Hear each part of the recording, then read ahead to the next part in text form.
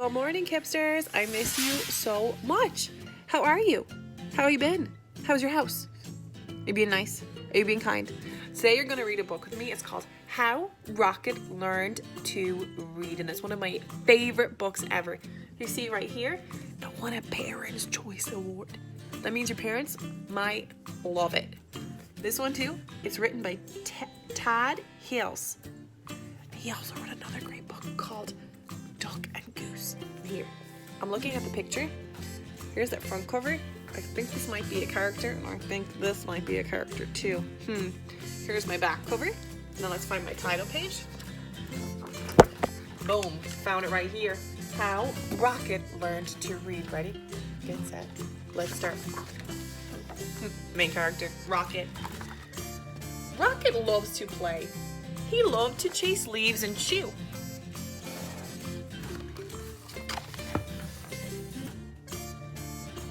He loved to listen to the birds sing.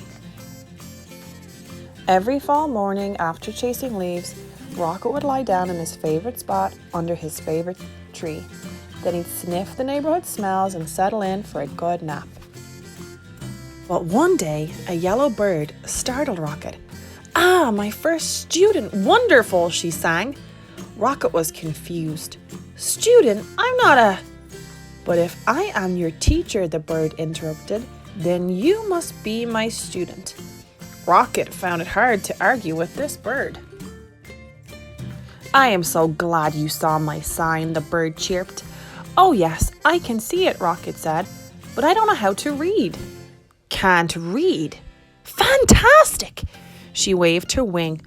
"Welcome to my classroom." "No, I just came here to nap," Rocket said. No, there will be no napping in class," declared the bird, "except for, of course, during nap time." "Well then, I can take a nap over here," said Rocket. "I've had a very busy morning." "Not to worry, I'll be around every day," chirped the bird, "until the weather turns." As Rocket breathed in the crisp air, the little yellow bird hung her banner. "Ah, the wondrous, mightiest, glorious alphabet," she marveled, "where it all began." Opening up her book, the bird began to read. She sang out the story of an unlucky dog named Buster, who'd lost his favorite bone. A cool breeze carried her lively voice across the yard. At first, Rocket felt disturbed. But before long, he found himself captivated. To Rocket, the story was as delicious as the earthy smells of fall. It was as exciting as chasing leaves. He closed his eyes and listened to every word. "As Buster dug and dug under the lilac bush," the bird read, "he felt something familiar." Rocket waited. Was it the bone? He wondered. Silence. "Was it the bone?" he called to the bird.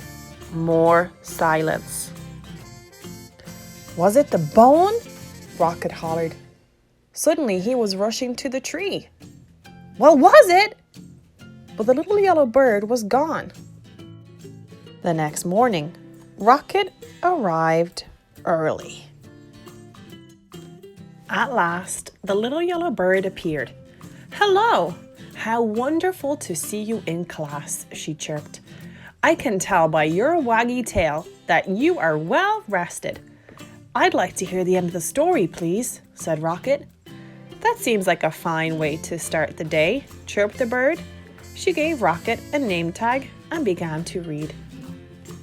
Every day, Rocket returned to the little yellow bird's classroom. In the morning, the bird taught him a new letter until he had learned all of the wondrous, mighty, gorgeous alphabet. Together, they sang out the sounds that each letter makes and spelled the sounds they heard around them. With the G and the R's, they spelled Mr. Barker's growl. Grrr.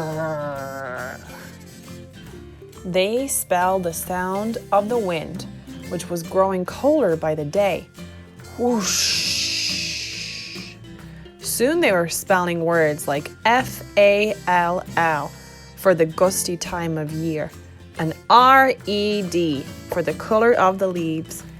And each afternoon, the bird read a story. She read stories about dogs and birds. She read about leaves changing colors and about birds flying south for the winter. Then one day, the weather turned and the letter banner disappeared. "See you again in the glorious spring," the bird sang. And as she flew into the wintry sky, she called, "Don't forget, words are built one letter at a time." As the days grew shorter and the leaves fell from the trees, the grass became crunchy. Soon Rocket's classroom disappeared under the snow. He remembered the little yellow bird's alphabet and practiced his letters. Rocket thought about the bird's sweet chirp while he sounded out words like D-I-G, dig, and W-I-N-D, wind, and C-O-L-D, cold. He made new friends and spelled their names. Hello, E-M-M-A, Emma. Hi there, F-R-E-D, Fred. He spelled everything. S-U-N, sun, and M-E-L-T, melt. When Rocket spelled M-U-D, mud, he knew that spring, as it always does, had returned. The breeze grew warmer, the grass grew greener, and a sign appeared. Class starts tomorrow. Early the next morning, Rocket rushed to his classroom.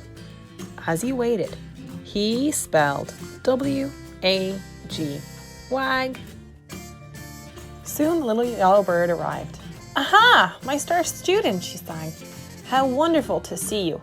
I can tell by your waggy tail that you are ready for class. Welcome back, Rocket." Then together, they began to read. They read stories about birds flying north in the spring. They read about picnics in the warm sun. And they read about Buster, the lucky dog who found his bone under the lilac bush. And when they were done, they read it again and again and A-G-A-I-N again. The end. Who are the two main characters in this story? What does the little yellow bird help Rocket do? Why is it important to learn how to read?